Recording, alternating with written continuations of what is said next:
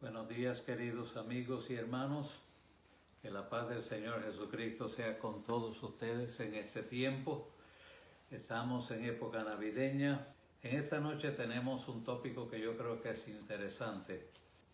Vamos a estar mirando profecías desde las más antiguas hasta algunas de las más modernas, que serían 2400 años atrás. Pero son palabras de Dios que demuestran que es lo que nosotros deseamos enfatizar en esta noche: la veracidad de la persona del Señor Jesucristo como Señor, Salvador, como el Hijo de Dios, como Dios hecho carne y manifestado a nosotros, para que nuestra fe esté confiada, firme, fortalecida en quien hemos creído y a quién es que nosotros servimos. Y tenemos varias citas bíblicas que queremos cubrir, así que amárrense los cinturones y vamos a dar este viaje. Raquel nos va a ayudar a pilotear esta navegación hasta llegar a un punto seguro. Dios les bendiga, queridos hermanos, en esta noche. Estamos muy contentos en esta época de la Navidad, a pesar de todas las cosas que puedan estar sucediendo a nuestro alrededor, porque la ocasión amerita que nosotros nos alegremos. Los ángeles le dijeron a los pastores: les traigo nuevas de gran gozo, que serán para todo el pueblo. Todo el mundo debe de alegrarse. La Navidad es un tiempo muy bonito. Y ya ustedes ven que no solamente hay que salir afuera en la tarde y ver los adornos en las casas, y uno como que se alegra al ver tantas luces, ¿verdad? Pero la Biblia dice que Jesús es la luz del mundo. Y la Biblia dice que la luz vino al mundo y los hombres amaron más las tinieblas que la luz. Él era la luz que venía a alumbrar a este mundo. Y no era, como dijo mi esposo, algo que sucedió así y casualmente pasó, sino algo que estaba planeado. Nosotros vamos a estar mirando que desde el libro del Génesis ya se está hablando de la redención del hombre. Tan pronto el hombre pecó y cayó de la gracia de Dios, y Dios lo tuvo que castigar y sacar de aquel huerto hermoso que había creado, ahí mismo dio la promesa de la redención. Desde el principio de la fundación de la humanidad, desde el principio ya está Dios dando promesa. La misericordia de Dios, dice la Biblia, que es increíble. Porque era para que Dios estuviera enojado y frustrado con el ser humano. Que Él hubiese creado la condición perfecta y el hombre haya decidido pecar y desobedecer a Dios y lo perdiera todo. Aunque Dios se lo había advertido, lo iba a perder todo. Pero lo hizo. Y Dios, en vez de enojarse y decir, bueno, pues el hombre no sirve para nada, inmediatamente ya tiene preparado un plan de redención. Así que vamos a la palabra. Amén. Nosotros sabemos que ya la Biblia nos dice que en principio creó Dios los cielos y la tierra, y Cristo, el Padre y el Espíritu Santo estaban juntos en esa creación. Pero entonces, después que todo iba corriendo perfectamente en el huerto, el Señor puso un árbol como una condición. Y no debemos enfocarnos en que puso un árbol que no se debía tocar, sino que había no sé cuántos árboles que sí se podían tocar, que daban buen fruto. Pero entonces Dios, para probar al hombre, para que no fuera un maniquí, un robot, algo que le sirviera porque no había otro remedio, le puso un recurso, un árbol en el medio, y le dijo: de este árbol no pueden comer, ni lo miren ni lo toquen. Pero entonces nosotros sabemos la historia cómo fue. Vino la serpiente, engañó a Eva, y ella agarró el fruto porque vio que era agradable a los ojos y agradable para comer, y lo tomó y comió, y después fue y le llevó a su esposo, y él también comió de aquel fruto. Y después se dieron cuenta que estaban desnudos, y el pecado entró en el hombre, entró en el jardín, entró en el globo terráqueo, y se dañó la cosa de ahí para acá. Pero entonces, cuando Dios se encontró con el hombre y le habló, y el hombre estaba escondido Y toda la historia que ustedes la conocen, si no la pueden leer en Génesis capítulo 1. Entonces en el capítulo 3 Dios les habla y por qué lo hicieron, y ellos dijeron, bueno, Adán, rápido la excusa, la mujer que me diste. Entonces está echándole la culpa a Dios y le está echando la culpa a la mujer, pero la mujer no la cogió fácil, la echó rápido a la serpiente. No, fue la serpiente, y la serpiente cogió toda la culpa y no sin razón. Y entonces Dios ahí echó su maldición sobre la creación. Maldita sería la serpiente, se arrastraría sobre el polvo de la tierra. Bueno, vamos a ver cómo lo dice la Biblia para verlo claramente. Génesis 3, 14 y 15. Y dice en esta versión de la Escritura, por lo que hiciste, maldita serás entre todos los animales, tanto domésticos como salvajes. Te arrastrarás sobre tu vientre y comerás polvo todos los días de tu vida. Pondré enemistad entre ti y la mujer. Ya ven por qué las mujeres le tienen un pánico a las serpientes. Y entre tus simientes, simientes tus generaciones que vendrán después, y la de ella. La simiente de ella te aplastará la cabeza, pero tú le morderás el talón o el calcañar. Sería herido en el calcañar aquel hombre, pero él le aplastaría la cabeza al diablo.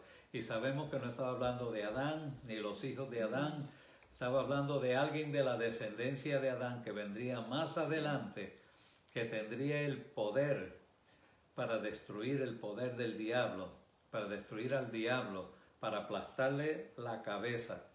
Y cuando Jesucristo llegó a la cruz, ¿qué fue lo que hizo? Que estando allí le aplastó la cabeza el diablo en la cruz del Calvario. Y entonces se ve que la profecía se cumple unos 4000 años o más después de que se dio. ¿Por qué? Porque Dios sabía el plan que tenía, y en el tiempo que Jesucristo habría de nacer de una virgen para traer salvación al mundo, y muriendo en la cruz, derramando su sangre, aplastaría la cabeza del diablo y daría liberación y oportunidad de salvación y vida eterna a todos aquellos que creyeran en él. Amén. Entonces la simiente de la serpiente es el diablo y la simiente de la mujer es Cristo, que iba a venir miles de años después, por lo menos 2000 años después, pero ya está profetizado. Fíjense cómo Dios hace las cosas. Eso estaba planeado, la Biblia dice que nuestra redención se planeó desde antes de la fundación del mundo. Pero cuando el hombre pecó, entonces Dios anuncia cuál es ese plan de la redención. No era que lo inventó en ese momento, sino que lo anunció, lo dejó saber en ese momento. De ahí en adelante, pues el mundo sigue su curso, parece que vamos caminando en la forma en que tiene que marchar la vida. Pero ya Dios tiene un plan hecho, y poco a poco, a través de los años, va demostrando y lo va diciendo. Algunas cosas Él mismo las revela, y algunas cosas se las dice a los profetas, y algún profeta dice lo que Dios le ha revelado en cuanto a la venida del Mesías. La próxima promesa la vamos a encontrar cuando Dios llama a Abraham. Al principio de la creación solo había una familia, la familia de Adán y Eva. Pero a medida que se fueron multiplicando las gentes, la Biblia dice que algunas personas sirvieron a Dios y algunos no. La descendencia de Set fueron llamados los hijos de Dios, pero la descendencia de Caín se alejó y se apartó por sus propios caminos. Entonces, de la descendencia de Sem, ahí viene Dios a escoger a Abraham. Y escoge a Abraham y lo llama.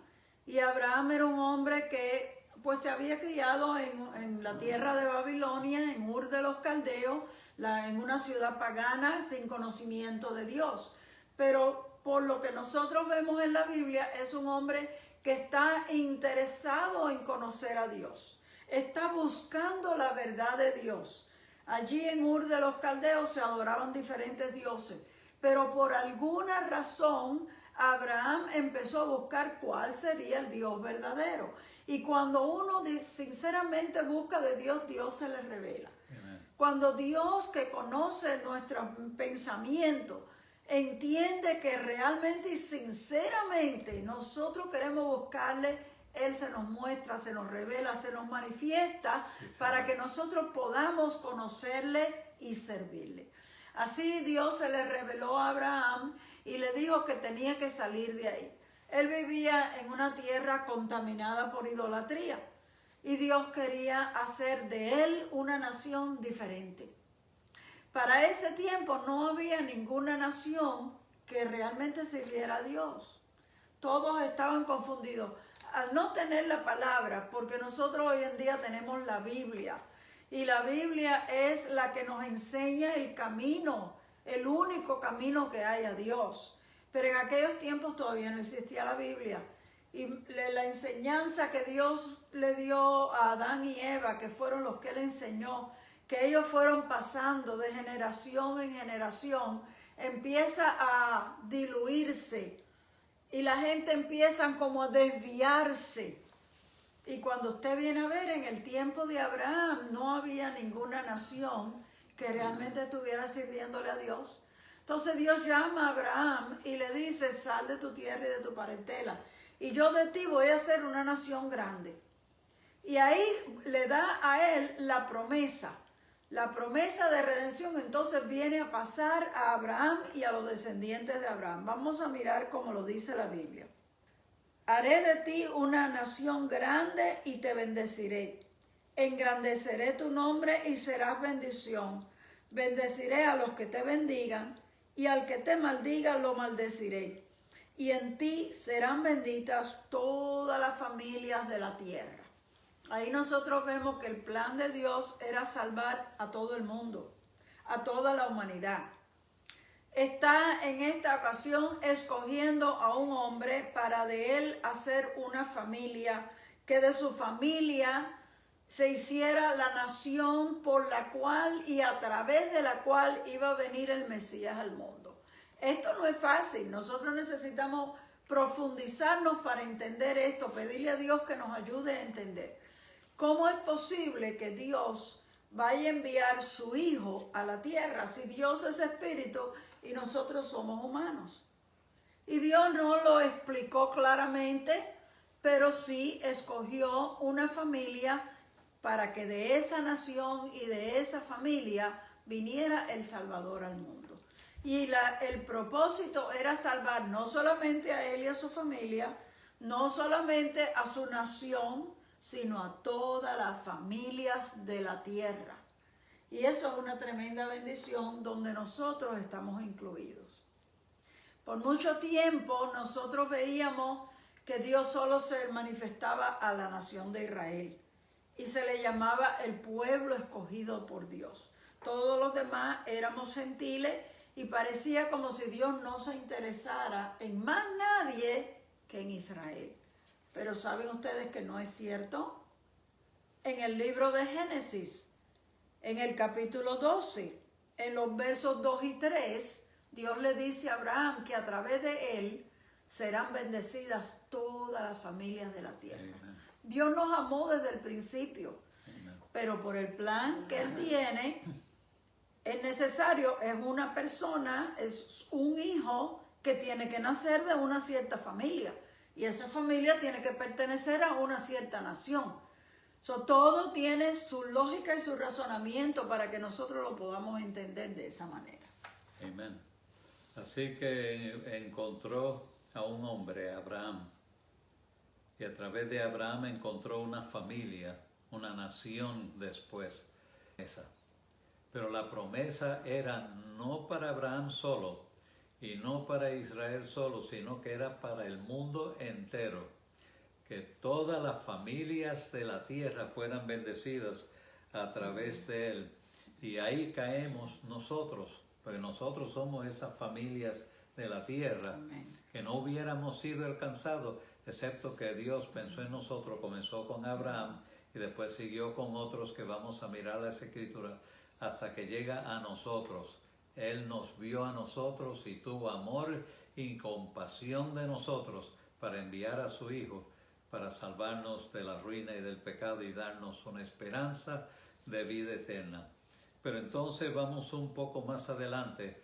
Nosotros llamamos patriarca a los primeros tres, que fueron Abraham, Isaac su hijo, y después de Isaac nacieron dos, pero uno era el de la promesa, que fue Jacob, el hijo menor.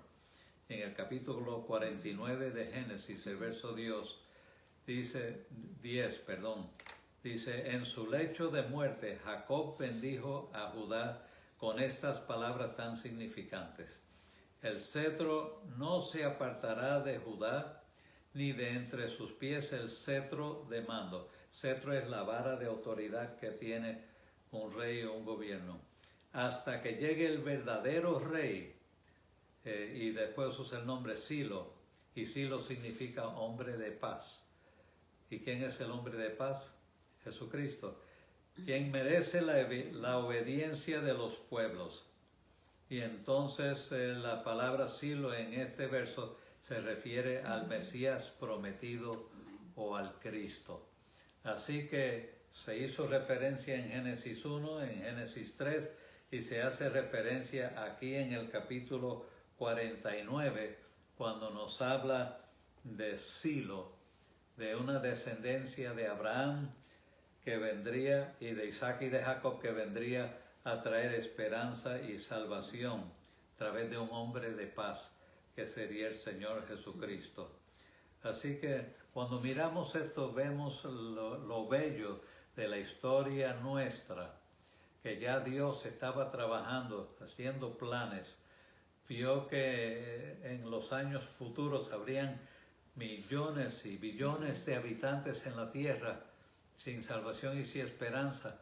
Y la única esperanza sería un hombre de paz que vendría para dar su vida y morir por ello, pagar el precio de sus pecados para que pudiéramos tener oportunidad de salvación. Y yo considero eso la belleza y la grandeza del amor de Dios, que pensó en nosotros miles de años antes que nosotros ni siquiera existiéramos. Ya Él estaba pensando en toda la humanidad.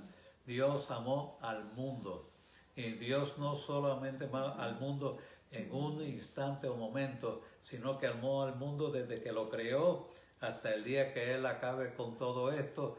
Todos los que habitan en este planeta, Dios los ama, los amó y los ama.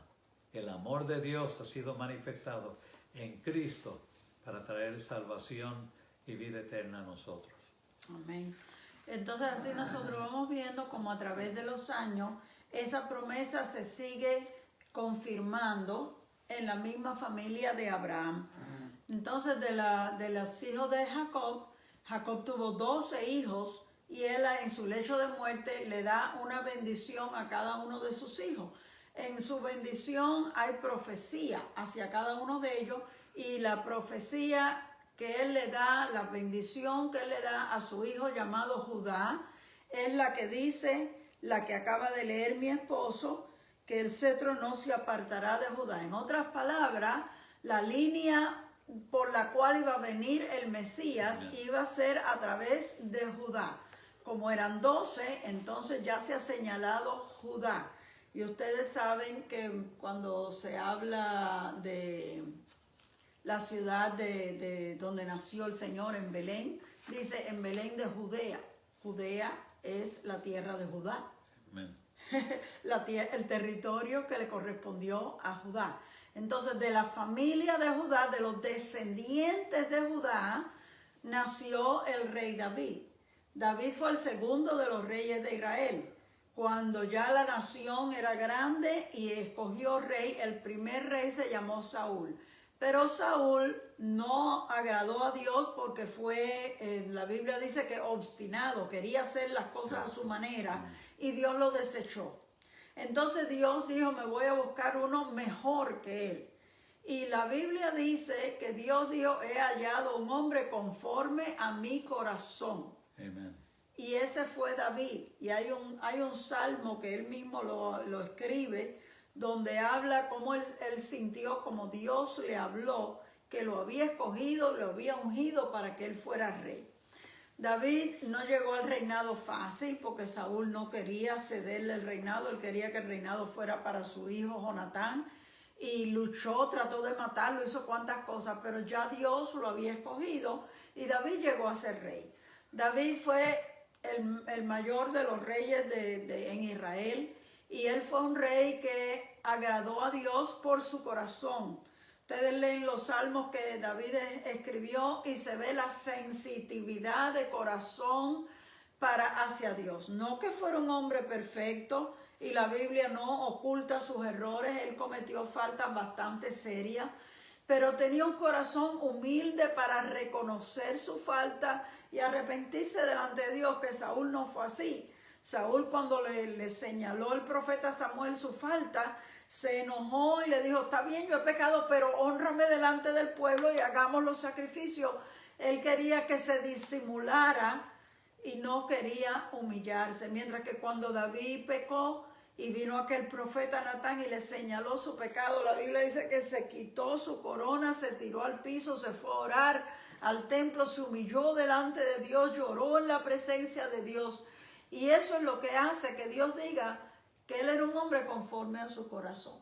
Dios no busca gente perfecta, Dios busca gente humilde. Amen. Gente que él pueda moldear a su manera y enseñar el camino por donde debemos de andar. Así que Dios le prometió a David. David sintió en su corazón edificar un templo y Dios le dijo, tú no vas a edificar el templo, tú has sido un hombre de guerra y has peleado muchas batallas. Un hijo tuyo que va a ser hombre de paz va a ser el que va a construir el templo, pero yo, Dios hablando, le dice, yo soy el que te voy a edificar casa a ti. Y él se quedó, dice, ¿cómo es esto? ¿Quién soy yo para que Dios me diga que él me va a edificar casa? Y quizás él no entendió la profundidad de estas palabras, pero Dios lo estaba escogiendo a él, para que de su simiente, de su familia, naciera el Mesías. Así que nosotros vemos cómo va pasando la promesa de una familia a otra, de una generación a otra, y ahora aquí se le promete a David que él va a ser. Bueno, el profeta Isaías ministró cientos de años después de la muerte del rey David. Sin embargo, en una de sus profecías, en el capítulo 11, verso 1, dice, del tronco de Isaí brotará un renuevo, un vástago nacerá de sus raíces. Isaí era el padre de David, el padre del rey David se llamaba Isaí. Y él dice, del tronco de Isaí brotará un renuevo, un retoño del tronco de Isaí. Y luego el profeta Jeremías, que también profetizó cientos de años después de la muerte del rey David, dice esto, y en aquellos días y en aquel tiempo haré que brote de David un renuevo justo y él practicará la justicia y el derecho en el país. Entonces está estableciendo que el rey prometido viene de la familia de David, tal como Dios se lo había prometido. Y nosotros, ¿por qué estamos sacando todas estas profecías? Es porque nosotros queremos traerle a ustedes un recuento de cómo Dios planea las cosas y cómo Dios cumple lo que Él ha prometido. Cuando Dios habla, lo que Dios ha dicho va a tener su cumplimiento. Y a veces pasan muchos años, ya estamos mirando que están pasando generaciones y generaciones, pero Dios no se olvida, Él tiene un plan. Y es importante que nosotros podamos entender eso porque aún en nuestras vidas Dios puede tener planes y propósitos y nosotros no entendemos por qué no se han cumplido o si será verdad o si no será verdad o si será que yo me equivoqué y no es así. Es que a veces es necesario que pase un tiempo y nosotros no entendemos no sabemos cuánto tiempo tiene que pasar. Pero lo que Dios dice siempre se va a cumplir. Amén. Y entonces estos dos profetas hablaron, uno como unos 300 años después de David y el otro un poquito más, un par de cientos años más después. Y los dos mencionan a David y mencionan factores acerca del reinado de David, que Dios le prometió a David, que habría un rey que se sentara en el trono de David para siempre. Y entonces, ¿cómo se va a cumplir eso? En el reino de Israel al norte, las 10 tribus, ellos sí intercambiaron de reyes y mataban a un rey y venía otro que era de otra familia. Hubieron diferentes familias reinando en el norte, pero en Judea fue David y todo el resto que vinieron fueron hijos y descendientes de David. Yo sé que Dios tuvo que tener su mano para que eso fuera posible, porque si los hombres hubieran metido su mano, hubieran cambiado la historia, hubieran matado a alguno y puesto a otro, igual que en el norte. Pero no lo pudieron hacer porque Dios tenía un plan, y era de a través de David, a quien él le dio la promesa, traer un rey que se iba a sentar en el trono para siempre. Y ese rey vino como 1000 años después de David. Y estos profetas lo están diciendo 300 y 500 años después. Quiere decir que ellos conocían a David por dato histórico nada más. Y ahora ellos traen una profecía que ni siquiera en el tiempo de ellos se iba a cumplir, iba a ser algunos cientos de años más adelante. Así que estaban mirando cientos de años al pasado y cientos de años al futuro, pero Dios, que sabe todas las cosas y el plan que tiene, habló a través de ellos, porque la Biblia dice que Dios no hará nada que no lo anuncie a sus profetas. Así que esta palabra era importante que se profetizara. Cuando uno lo lee parece que todo sucedió en cosa de días, pero no. Estos fueron cientos de años en el cual Dios estaba hablando para declarar una verdad, que iban a ser uno que sería rey de Israel, que sería el rey de los judíos. Pero de Judea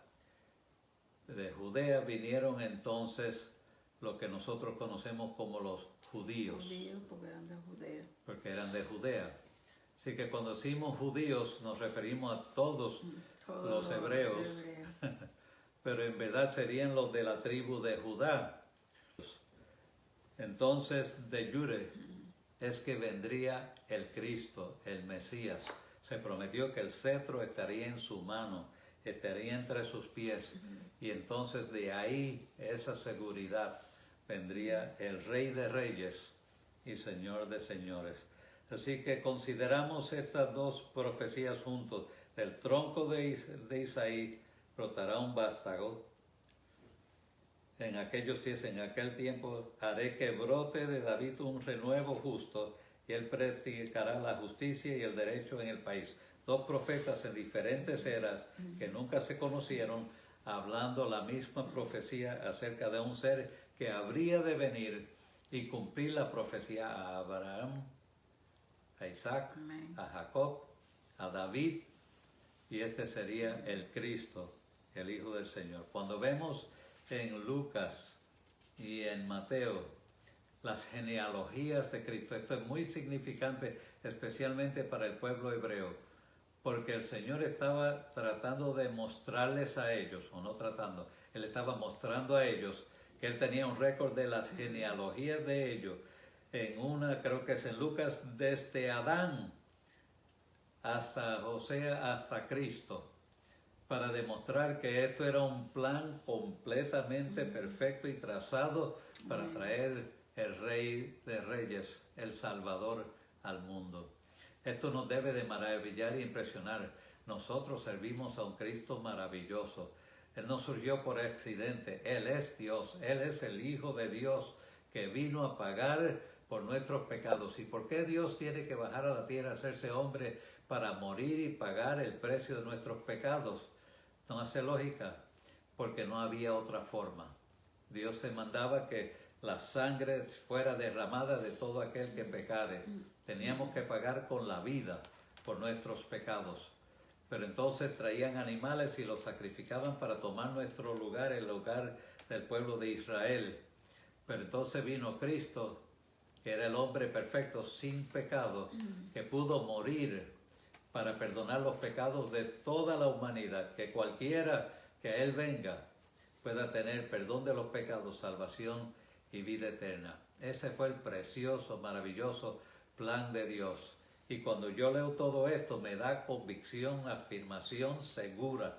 Esto no fue un accidente, esto es el plan de Dios trazado desde antes de la fundación del mundo, por amor a ti y a mí, a toda una humanidad perdida y necesitada. Con todo lo malo que vemos en el mundo hoy día, yo quiero decirle que la sangre de Cristo todavía está fluyendo generación tras generación para perdonar los pecados y darle esperanza, salvación y vida eterna a todo aquel que en Él cree.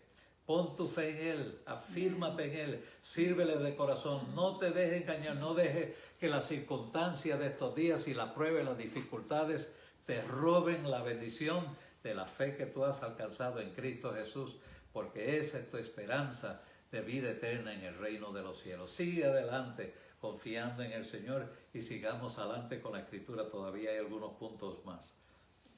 Amén. Entonces vemos en el tiempo de los profetas que hubieron varios profetas que trajeron palabras, como el pueblo como nación de Israel estaba desviándose y volviéndose a la idolatría. Dios los estaba amonestando a través de los profetas y ellos no se enderezaban hasta que Dios pues tuvo que permitir que el enemigo los venciera y se los llevara cautivo.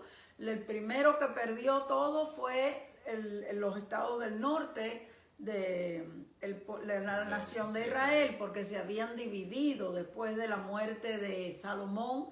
El hijo de Salomón, Roboam, no supo gobernar, fue tan exigente que se le dividió la nación.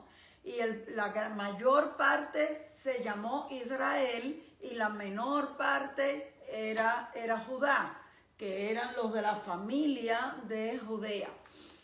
Se quedó él nada más con un grupo pequeño, pero el pueblo continuaba en el mal y Dios enviaba profetas que los amonestaran hasta que al fin también Judá fue invadido por Babilonia y llevados cautivos. Sucede que la nación como nación se sentían frustrados. ¿Qué es lo que está pasando? ¿Por qué Dios no nos defiende? Porque se hacían ellos la idea que como eran pueblo escogido de Dios, Dios los tenía que defender aunque ellos no estuvieran obedeciendo a Dios. Cuando vieron que Dios dejó que se los llevaran cautivos, estaban frustrados. ¿Pero hasta cuándo? ¿Por qué? ¿Qué es esto? No querían entender, no querían abrir los ojos a la realidad. Pero Dios les envió muchos profetas, porque Dios siempre habla por medio de los profetas para que el pueblo venga al arrepentimiento. La Biblia dice que Dios no quiere que nadie se pierda, sino que todos procedan al arrepentimiento. Dios siempre da oportunidades. Algunos de estos profetas le hablaban a la nación y en las palabras de consuelo Dios les revelaba que un día Israel volvería a ser nación y que tendría un rey justo. Se refería al futuro. Amén. Entonces ahí hay muchas profecías acerca de Cristo que todavía no se han cumplido. Se cumplirán en el milenio, pero están aún en los profetas del Antiguo Testamento. Y hay profecías que se le dieron acerca de la venida del Mesías, como cuando él iba a venir al mundo como ser humano para salvar a la humanidad. Una de esas profecías viene a través del profeta Miqueas. Y dice en el capítulo 5, muestra de dónde iba a nacer, cuál iba a ser el lugar de nacimiento. Fíjense que a veces uno dice, ¿y qué tendrá que ver ese detalle? Bueno, Dios usa detalles pequeños para que luego nosotros podamos entender que es Dios el que está obrando. Cuando Dios dice algo y se cumple, entonces nosotros entendemos que es de Dios, porque Él lo había dicho primero y sucedió así. Entonces esta profecía que Dios le da a Miqueas dice de esta manera: pero tú, Belén Efrata, aunque eres pequeña entre las familias de Judá, de ti me saldrá el que va a ser gobernante en Israel. Belén fue la ciudad donde nació el rey David. Estaba profetizado que un descendiente del rey David era el que iba a ser el Mesías. Por lo tanto, Dios escogió la misma ciudad donde nació David para que en esa ciudad naciera su hijo Jesús. Y lo dice a través de un profeta. Le dice, pero tú, Belén Efrata, no eres pequeña. Era una ciudad bien pequeñita. Pero el profeta le dice, tú no eres tan pequeña porque de ti va a nacer el que va a ser rey de Israel. Amen. Y dice, termina el verso diciendo, de ver dónde está, y sus orígenes son desde el principio, desde los días de la eternidad. Quiere decir, de ti nacerá el que será guiador de Israel, dice la versión antigua. Y esto no es algo que sucedió ahora, sino que esto viene desde el principio, esto viene desde las profecías, esto viene desde el principio, esto fue planeado desde antes de la fundación del mundo. Pero va a suceder en Belén de Judea, que fue la ciudad del rey David. Curioso, ¿verdad? Amen. Muy interesante. Amen. Sí, Señor. Y fíjese que cuando habla de estas cosas, Belén es un pueblo pequeñito y era más pequeño que lo que es hoy día. Pero Belén, que era la más pequeña entre ellas, se menciona hasta el día de hoy. Es parte de la historia dramática del pesebre, del nacimiento del Mesías, de los ángeles, de los pastores. Tiene un cuadro precioso, excelente, que se sigue repitiendo. ¿Dónde? En Belén. ¿Por qué?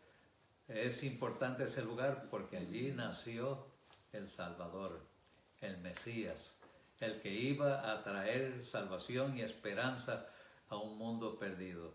Y esa es parte de la belleza de la historia de la Navidad. Belén, un sitio insignificante, pero Jesús le dio gran significancia y valor por los próximos 2000 años y el tiempo que falte. Y si no hubiera sido porque Jesús nació ahí, no se hubiera mencionado más nunca un pueblito tan pequeño. ¿Yeah? Así que el valor, el significado profundo, poderoso de Belén, de ese nombre, de ese lugar, es el nacimiento del Señor Jesucristo, a su nombre y gloria, aleluya. Pero entonces sigue diciendo un poco más acerca de Belén. Aunque eres pequeña entre la familia de Judá, de ti saldrá que ser gobernante en Israel, y sus orígenes son desde tiempos antiguos, desde los días de la eternidad. ¿Qué dijo Juan? En el principio era Dios y el verbo, y el verbo era con Dios, y el verbo era Dios. Todas las cosas por él fueron hechas, y sin él nada de lo que hay existe. Entonces, desde la eternidad, el Señor Jesucristo ya existía. Él dijo, cuando le preguntaron algo acerca de Abraham, tú te haces igual que Abraham, él dijo, antes que Abraham fuese, yo soy. Yo soy. Él no dijo, yo era. Yo soy. Él dijo, yo soy. Se identificó como Dios, y eso trajo ira de aquella gente que no pudieron resistir que Él se agrandara tanto a ponerse al nivel de Dios. Y eso es algo maravilloso que nosotros podemos apreciar hoy día, desde los días de la eternidad. Por lo tanto, Él los abandonará hasta el tiempo en que dé a luz la que ha de dar a luz. Y yo me imagino que el mismo profeta ahí estaría como confuso. ¿Qué quise yo decir con eso? No hacía lógica ni razón para él. Pero Isaías había dicho algo similar, que lo vamos a mirar en un momentito, y lo vemos después cumplido en el Señor Jesucristo, cuando la Virgen concibió y dio luz. La que ha de dar a luz, dé a luz. ¿Y quién era esa? María, que iba a tener a Jesucristo, el Salvador del mundo.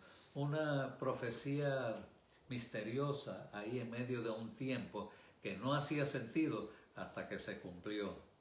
Entonces el resto de sus hermanos volverá a los israelitas, y él se afirmará y pastoreará su rebaño. ¿Y cuál es su rebaño? ¿Israel? No, su rebaño es la iglesia del Señor Jesucristo, que Él compró a precio de sangre y que Él ama y que Él busca santificar a través del Espíritu Santo, y nos está velando y cuidando y ayudando hasta el fin. Él dijo, yo estaré con ustedes todos los días hasta el fin del mundo. Nunca los dejaré ni los desampararé, dice en otro lugar la palabra de Dios. Así que tenemos que considerar la belleza de esto, lo que Dios nos está revelando aquí en estas palabras ocultas que vienen a ser una luz brillante para nosotros, para iluminar nuestros corazones, con fe y esperanza. Amén. ¿Sí? Y Él se afirmará y pastoreará su rebaño, que yo le expliqué. Entonces Isaías 8, 22. Mas no habrá siempre, en el verso 9, oscuridad para la que está ahora en angustia, tal como la aflicción que le vino en el tiempo que livianamente tocaron la primera vez la tierra de Zabulón y la tierra de Neftalí. Y tierra de Zabulón y Neftalí es el área que después se vino a conocer como Galilea. Pues Él al fin llenará de gloria el camino del mar, de aquel lado del Jordán, en Galilea de los gentiles. El pueblo que andaba en tinieblas, que incluye a toda la generación después hasta el día de hoy. El pueblo que andaba en tinieblas vio gran luz. Aleluya. Y Jesucristo dijo, yo soy la luz del mundo. El que me sigue no andará en tinieblas. Así que cuando está hablando de tinieblas es la condición pecaminosa del mundo delante de Dios. Pero entonces venía una luz. Y esta luz venía al mundo para alumbrar las mentes y los corazones que se abrieran a Él para que pudieran tener una salvación, un perdón, una misericordia, un futuro, una esperanza de parte de Dios. Así que esto es un verso precioso para nosotros que debemos atesorar. Aleluya. Le nació gran luz. Los que moraban en tierra de sombra de muerte, luz resplandeció sobre ellos. Y yo te pregunto, ¿la luz ha resplandecido sobre ti? Yo creo que sí. Y si no lo ha hecho todavía, todavía hay tiempo para entrar y recibir a Cristo como tu Mesías, como tu Señor y Salvador. Se alegrarán delante de ti como se alegran en la siega. Cuando llega la siega y llega la cosecha, hay regocijo en el pueblo porque tienen que comer y con qué negociar. Porque se gozan cuando reparten despojos, porque tú quebraste su pesado yugo y la vara de su hombro y el cetro de su opresor. ¿Quién era el opresor? Era el pecado y era Satanás y los demonios, opresores que vienen a traer una carga horrible, pesada a la humanidad hasta el día de hoy.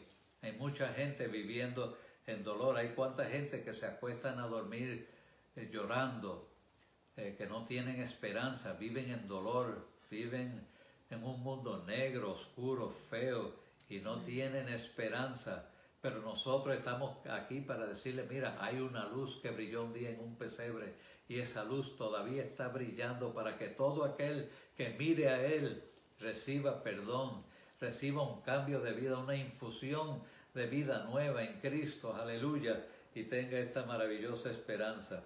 Porque tú quebraste su pesado yugo y la vara de su hombro y el cetro de su opresión. Eso fue lo que Cristo vino a hacer por mí, por nosotros, por el mundo, por ti también, aleluya. Romper ese yugo y dejarte libre, libre para servir a Cristo Jesús con todo tu corazón. Amén. En ese mismo capítulo, si seguimos leyendo, hay una profecía muy conocida que se menciona acerca del Mesías en los versos 6 y 7, que dice, porque un niño nos es nacido, hijo nos es dado, y el principado sobre sus hombros, y se llamará su nombre admirable, consejero, Dios fuerte, Padre eterno, príncipe de paz. Amen. Ahí está describiendo el ministerio y la identidad misma del Mesías, el carácter mismo del Mesías. Pero a mí me está bien interesante que algunas de estas palabras usan nombre que pertenece a Dios. Amen. Y esas son una base poderosa para comprobar que Jesús es Dios. Amen. No es menor, no es algo de menos categoría o menos importancia. Porque fíjese cómo dice, porque un niño nos es nacido. Estamos hablando, anteriormente había dicho, hasta que dé a luz la que va a dar a luz. Y entonces ahora habla del niño. Porque un niño nos es nacido, hijo nos es dado. El principado, la soberanía, el reinado está sobre sus hombros. Ese niño es rey, en otras palabras. y se le llamará su nombre. O sea, las características de ese niño son admirables. ¿Qué es admirable sino Dios mismo? Amen. Dios es admirable. Jesús, su Hijo, es admirable también. Consejero. ¿Puede Dios aconsejarnos? Dios es nuestro mejor consejero. Y así es también su Hijo Jesús. Dice, Dios fuerte. Jesús lo veíamos nacer como un niño indefenso, que su madre lo tiene que cuidar, bañar, alimentar, cubrir, porque le puede dar hasta frío. Pero lo está mencionando que Él es Dios fuerte. Es Dios y es fuerte. Lo vemos pequeñito y débil. Amen. Pero era el Hijo de Dios, por lo tanto era fuerte y era Dios. Luego sigue diciendo, Padre eterno. Es el Hijo, es el niño, y dice Padre eterno. Se está identificando el Hijo con el Padre y está identificándose con la cualidad de Dios que es eterno. Dios no tiene ni principio ni fin. Y ahora nosotros lo veíamos como un niño que acaba de nacer, pero no es que nació y empezó a existir en ese momento. Vino a hacerse hombre, pero había existido desde el principio de la eternidad. Él es Padre eterno. De ahí el dicho que Él es todo hombre, pero también Él es todo Dios. Las Amén. dos cosas a la misma vez. Amén. Y el último de estas cualidades es príncipe de paz. Amen. Esa es una cualidad muy hermosa, porque Él es rey, pero Él es un rey de paz. Él no es un rey que viene a abusar, a maltratar, a aprovecharse, a tomar ventaja, como la mayoría de los reyes en la tierra. Pues los reyes de este mundo son así, buscan lo suyo propio, se enaltecen, se quieren engrandecer ellos mismos. Pero Jesús es un rey de paz. Amen. Es un rey que viene a traer paz, que viene a hacer justicia y que viene a poner paz en la tierra. Jeremías dijo hasta que venga Silo, el hombre de paz. El hombre de Y paz. aquí Isaías, 200 años de diferencia el uno del otro, dice que él sería el príncipe de paz. Qué maravilloso, qué lindo eso. Lo dilatado de su imperio y la paz no tendrán fin sobre el trono de David y sobre su reino. Aquí vuelve a enfatizar el trono de David, que él es descendiente del rey David, disponiéndolo y confirmándolo en derecho y en justicia desde ahora y para siempre. Y termina diciendo, el celo de Jehová de los ejércitos hará esto. Amen. No es que vamos a ver si esto sucede o nos gustaría que esto fuera así, sino dice el celo, la voluntad, la fortaleza de Dios lo hará. Hará que se cumpla, hará que sea así. Amén. Y es algo Un maravilloso. verso poderoso. Sí, que Dios estaba determinado y no había quien le cambiara la mente. El celo de Dios, el buen deseo y la voluntad de Dios determinó que Jesucristo iba a nacer, iba a morir, iba a resucitar, iba a traer esperanza a millones de millones. Y Dios estaba determinado que nada podía detener su plan. No había nadie ni nada. Y fíjate, que yo lo me pudiera pongo a detener. pensar que hay muchas ocasiones en que por nuestras malas actitudes o por nuestras debilidades le ponemos como obstáculo al que los planes de Dios se cumplan. Amén. Pero aquí Dios está diciendo, yo he determinado que esto va a ser así y el celo mío hará que esto se cumpla. Por mi voluntad yo voy a hacer que nadie lo puede estorbar, nadie lo puede impedir. Esto va a ser así. Amén. Y nosotros sabemos que cuando Jesús nació, el rey Herodes trató de matarlo. Y mandó para que no se le escapara a nadie, todos los niños de 2 años abajo los vamos a matar. Nadie se escapa aquí. ¿Y qué hizo Dios? Le avisó a José la noche antes para que sacara a María y al niño y para que cuando al día siguiente salieran todos los soldados de Herodes no lo pudieran encontrar. Porque el celo de Jehová de los ejércitos hará esto y Amén. No hay quien lo puede impedir. Sí, Eso es Señor. un verso muy poderoso, queridos hermanos, porque nosotros estamos viendo en el mundo de hoy cuántas cosas pasan y parece como que el malo es el que triunfa. Yeah. El más malvado ese es el que gana. Y nosotros decimos, ¿pero qué es esto? Bueno, ¿sabe qué es esto? Un día Dios hará justicia. Y cuando Dios diga hasta aquí, el celo de Jehová de los ejércitos hará esto. Y no va a haber quien lo interrumpa. Es algo muy bonito que nosotros necesitamos meditar en esta época de la Navidad.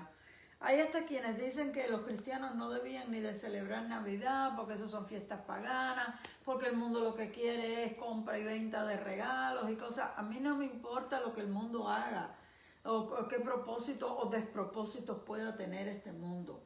Nosotros los cristianos tenemos que celebrar que Dios haya enviado a su Hijo al mundo. Amen. Nosotros tenemos que estar más felices y más alegres que nadie de que Jesús haya dejado su trono de gloria, como dice el apóstol Pablo en Filipenses, que no tuvo el ser igual que Dios como algo a que aferrarse, decir, no, yo no voy para allá, no, yo soy demasiado grande. No, Él se despojó, Él lo soltó todo, Él lo dejó todo. Y se hizo un ser humano Amén. Indefenso. Vino a nacer como una Aleluya. criatura indefensa Alabado que su sea madre el tenía Señor. que cuidar. Eso. Oiga, eso es Aleluya. más que nosotros darle gracias a Dios. Sí, Que Señor. Él haya tenido tanto amor Aleluya. para venir a este mundo, para salvarnos a ti y a mí. Que no merecíamos nada, sin embargo, Él nos amó. Dice la Biblia, de tal manera amó Dios al mundo. Amen. Nosotros tenemos que alegrarnos, celebrar, pero poner a Cristo en el medio de toda Sí, celebración. Señor. Pero hacer a Cristo el centro de la Navidad. Que nuestros hijos, nuestros nietos estén conscientes por qué es que celebramos. ¿Qué es lo importante? No es el arbolito, no son las luces, no son los regalos, no es la comida. Amen. Es Cristo descendiendo de su trono de gloria, haciéndose ser humano. Es Jesús amándonos tanto, querer salvarnos. Aunque el hombre una y otra vez se alejara y se desviara y se perdiera, Dios una y otra vez dándonos oportunidades y buscándonos para rescatarnos, para darnos la puerta de la salvación. Sí tenemos que celebrar esto. Amen. Sí tenemos que alegrarnos. Amen. Sí tenemos que hacer fiesta. Porque es la mejor noticia que el mundo jamás ha tenido. En noticia de grande gozo, que ha nacido hoy en la ciudad de David un Salvador, que es Cristo el Señor. Aleluya. Y se veía en aquel tiempo en un bebé, envuelto en pañales y acostado en un pesebre donde los animales venían a brevar, a tomar agua, a alimentarse. Allí pusieron, porque no había cuna fina ni no había nada especial donde ponerlo, el creador del mundo y el que vive en eterna gloria en el cielo, nacido en un establo y puesto en un pesebre, una forma tan humilde, porque Él no vino para engrandecerse Él, sino para servir y para poner su vida en rescate por muchos. Y nosotros debemos apreciar eso. Algunos están en duda si los cristianos deben celebrar la Navidad o no, si fue la fecha de nacimiento o no. El asunto es que nosotros tomamos la ocasión para poder predicar. Jesucristo nació y nació para morir, para salvar al mundo, para resucitar de entre los muertos, para dar una esperanza de perdón de pecados y de vida eterna. Óyeme, eso es razón, Sí, Señor. como tú decías, de celebrar, Sí, Señor. de estar gozosos. Es bueno celebrar la Navidad, no como un evento cultural que hoy tienen que es un despilfarro y que a mí a veces me molesta la Navidad, no porque no me guste la Navidad, porque no me gusta cómo celebra el mundo la Navidad. Dejan a Cristo fuera, ya no se ven pesebres casi, ya no se ve nada de Cristo. Aún aquí en los Estados Unidos han tratado de eliminar de todo lugar público todo lo que tenga que ver con Jesús y con el nacimiento en el establo. Es triste, pero han logrado autoridad para quitarlo y remover los cánticos de Navidad que hablan acerca de los ángeles y del pueblo de Belén y del nacimiento del Mesías. Y estamos celebrando más bien, a veces me parece una bacanalidad y no me gusta. Pero hallo que la iglesia todavía no debe de parar por eso, sino que más bien debemos verdaderamente celebrar la Navidad, dando el énfasis donde pertenece, donde merece, en la persona del Señor Jesucristo, que Dios se hizo un bebé para venir a salvarnos. Ya. La historia más linda. La situación es esta. Nosotros no podemos dejarnos llevar por lo que el mundo hace, tampoco podemos influenciarnos por lo que el mundo hace. Si el mundo no lo está haciendo correctamente, nosotros como cristianos lo debemos hacer correctamente. Entonces, estamos viendo lo que hace el mundo y lo que los gobiernos están anunciando o impidiendo. Pero nosotros en nuestros hogares y en nuestras iglesias debemos de hacer lo correcto. Yo hasta he visto iglesias que no hablan de Navidad hasta que llega el mismo día, la misma semanita del 24, entonces dicen algo.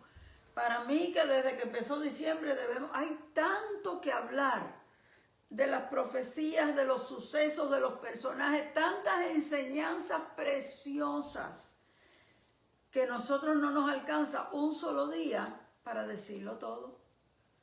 Podríamos coger el mes entero de diciembre para hablar de todas estas cosas y sacarle bien toda la enseñanza, porque no estamos bien enseñados y nuestros hijos, nuestros jóvenes no están bien informados de la Navidad y la iglesia se queda callada y no dicen nada y no dicen nada. Lo único que oyen es lo que se está oyendo afuera.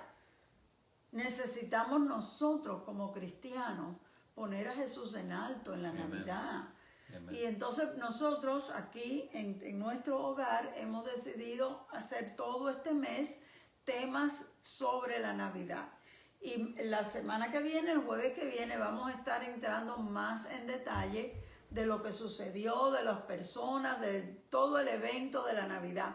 Pero hoy hemos querido coger estas profecías que nos van llevando hacia allá. Y aún en el anuncio de los pastores que mi esposo mencionó así de momento, el anuncio que los ángeles le dieron a los pastores, le dicen: no teman, porque yo les traigo nuevas que son de gran gozo, que os ha nacido hoy en la ciudad de ¿quién? David. No menciona el pueblo de Belén, dice en la ciudad de David. ¿Por qué tenía que nacer en Belén? Porque era la ciudad donde el rey David nació. Y los ángeles lo dicen de esa manera: en la ciudad de David ha nacido hoy un Salvador, que es Cristo el Señor. Así que Dios fue cumpliendo todas las promesas que fue diciendo desde cientos de años antes. Y cuando llegó el día, lo anunció. Este es el cumplimiento. Esto es lo que habíamos estado diciendo. Gloria Bueno, al Señor. Gente pues, preciosa, los amamos mucho. ha sido un gusto estar con ustedes en esta tarde. Y así nos despedimos. Dios me los bendiga y hasta el próximo jueves. Un abrazo a todos. Dios los bendiga.